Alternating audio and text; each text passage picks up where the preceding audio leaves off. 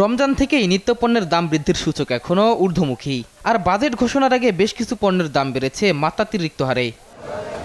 বাজেটে নিত্যপণ্যের বাজার স্থিতিশীল রাখতে পেঁয়াজ, রসুন, চাল ডালের মতো ২৭টি দরকারি পণ্য ও খাদ্যশস্যের সরবরাহের উপর উৎসে কর কমানো হচ্ছে। তবে বাজেট ঘোষণার পরদিন তার প্রভাব নেই বাজারে। শুক্রবার রাজধানীর বিভিন্ন বাজারে মাছ, মাংস সহ সব ধরনের পণ্যের দাম আছে আগের মতোই। পেঁয়াজ ৯০ টাকা, রসুন ২ থেকে ২৫০, আর নিত্যদিনের অনুষঙ্গ আলু এখন ৬৫ টাকা কেজি দরে বিক্রি হচ্ছে। পুরনো অজুহাত বিক্রেতাদের। গতকালকে যে দাম বিক্রি করছি আজকে ওই দামে বিক্রি করতেছি। যদি কমানোর কথা বলে তাহলে কালকে থেকে দেখা যাবে কমছে কিনা, বা আজকে থেকে। আজকে তো আমরা মালাই না, কালকে আনছি, আজকেও আনছি কিছু, কিন্তু এখন মানে কমায় না ওরা। বাজেট ঘোষণা হয়েছে, আমরা নতুন রেটের আমরা কিছু জানি না। কাঁচামরিচ ২৫০-র ঘরে, অধিকাংশ সবজি বিক্রি হচ্ছে ৫০ থেকে ১০০ টাকার মধ্যে।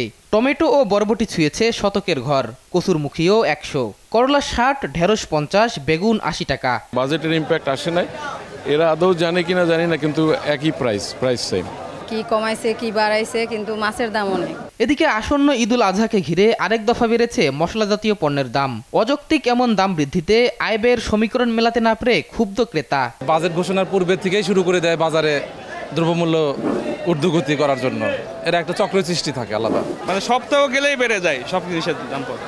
সিন্ডিকেট ছাড়া আসলে কোনো কারণ দেখি না। হ্যাঁ, এটা একটা সিন্ডিকেটই, যে ঈদ আসলো, বাজেট ঘোষণা হলো, দাম কমার কথা, দাম বেড়ে যায়। দাম কমাতে আশ্বাসের পাশাপাশি কঠোর মনিটরিং প্রয়োজন বলেও জানান ক্রেতারা।